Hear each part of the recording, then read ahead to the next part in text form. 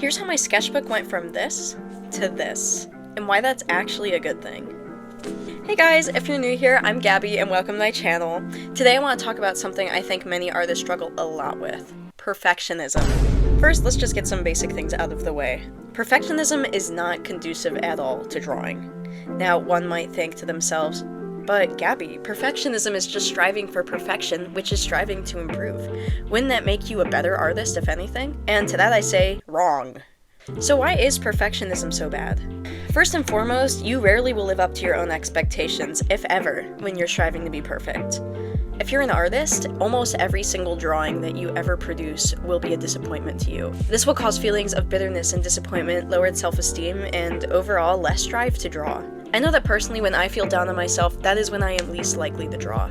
To get yourself to draw more, you want to do things that bring you up. You want to have a mindset that makes you proud of your art, that makes you want to create more art, not stop creating because it's not perfect. Additionally, a perfectionist mindset puts a lot of undue pressure on the artist from the beginning of the drawing. Personally, I've noticed that a lot of the best pieces I've drawn have been ones where I've gone into the piece with little to no expectations about the outcome of the drawing. I don't have a perfectionist mindset when I go in. I'm just kind of letting my hand do what it wants, and usually that's when I create the most authentic pieces as well.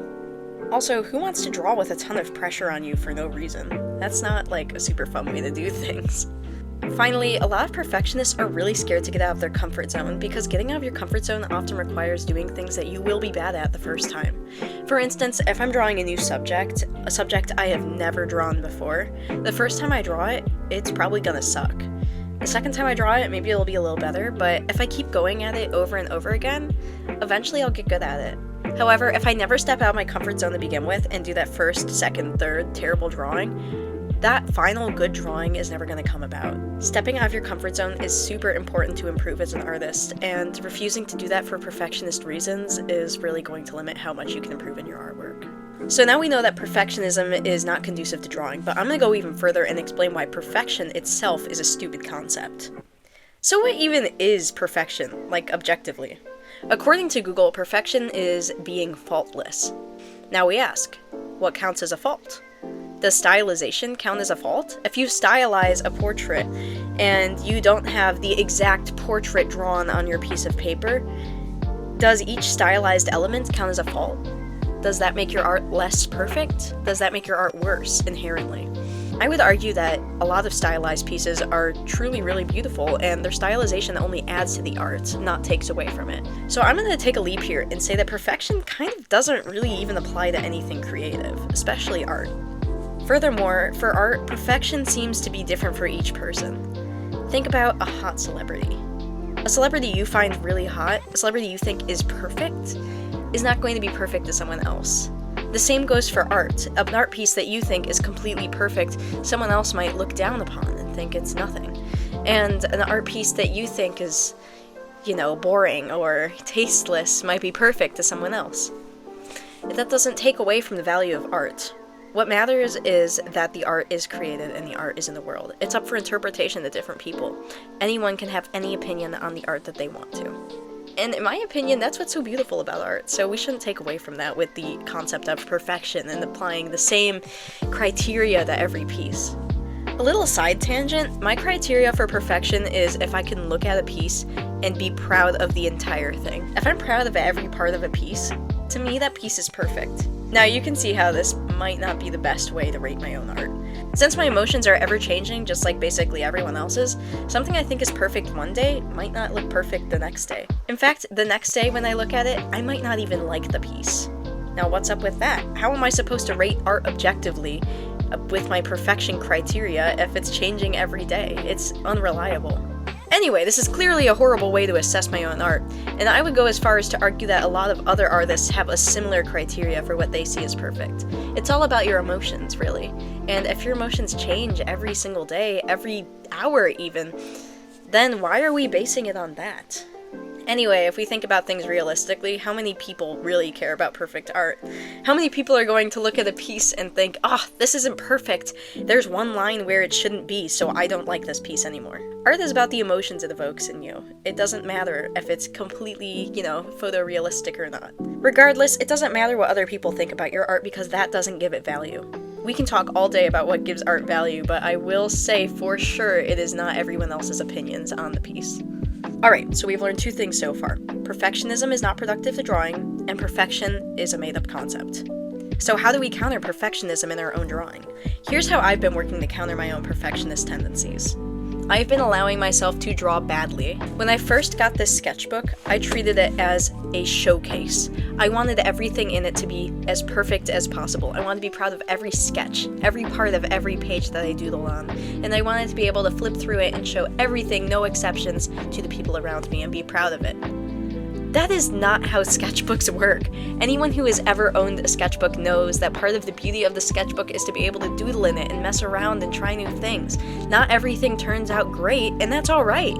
Furthermore, every time I do a bad drawing, which happens quite often, I'm not going to scribble it out. I'm going to leave it, I'm going to look at it, I'm going to think about what I could do better, and I'm going to just move on to the next sketch. And I've been doing this recently. At first, it was kind of painful to have a really ugly sketch in the corner of my page, but as time went on, it started to grow on me. I like seeing these bad sketches. It kind of humbles me, but it also shows me how good the good ones are. Well, sometimes allowing myself to draw badly isn't enough.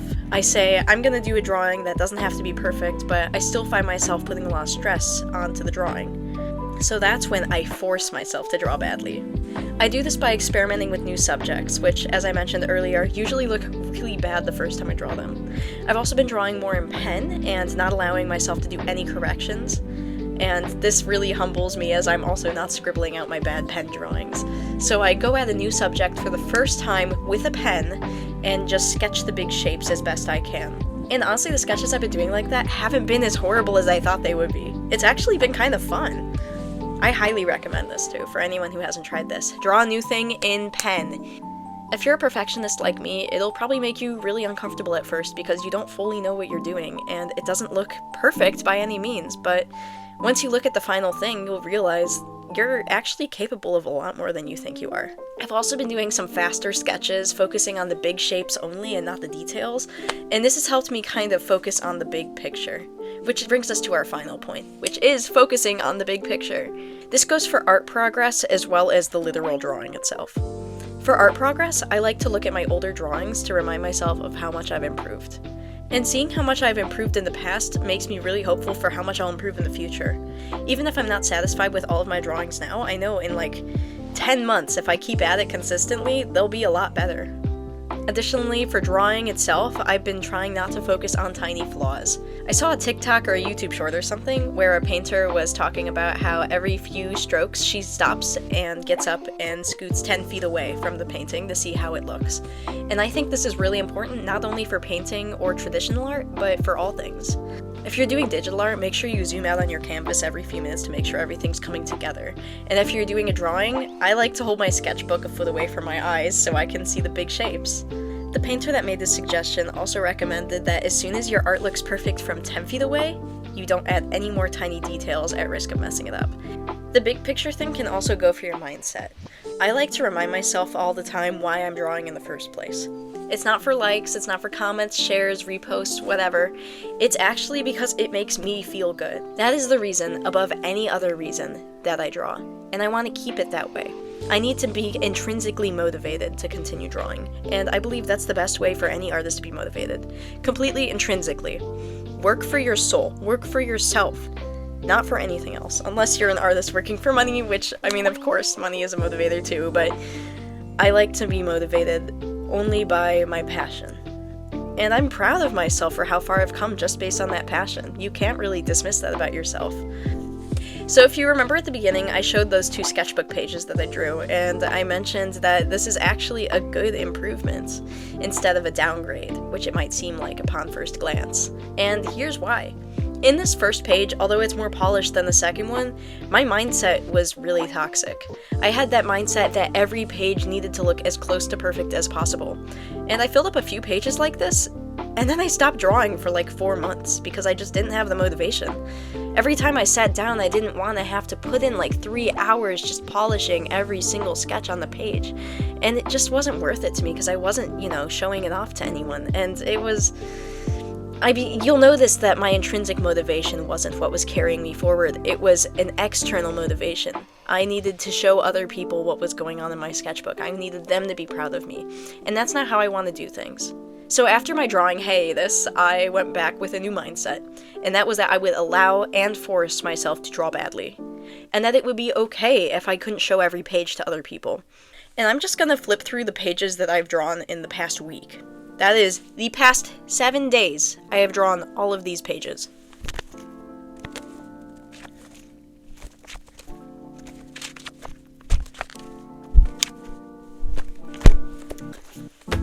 Do you see the difference? Do you see why this is better?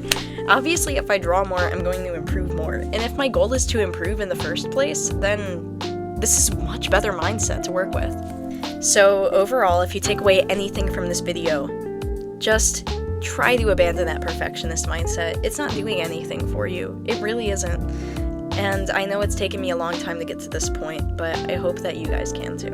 Please make sure to like and hit that subscribe button, and if you want to follow me on my art journey, definitely make sure you subscribe and follow my Instagram. That's all I've got for today. I will see you guys in the next video. Bye bye!